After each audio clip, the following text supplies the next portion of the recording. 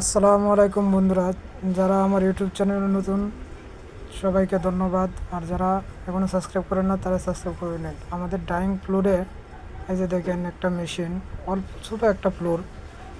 এটা হচ্ছে আপনার 300 কেজি মেশিন, এটা হচ্ছে 250 কেজি মেশিন।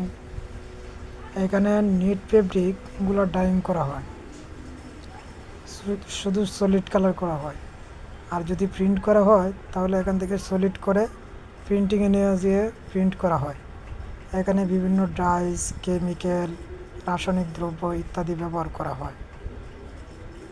এই যে দেখতেছেন, একটা 3 টনের ক্যাপাসিটি ফ্লোরটা, 3 টন ক্যাপাসিটি ফ্লোরটা আশা করি 2500-2400 কেজি, 2.5 টন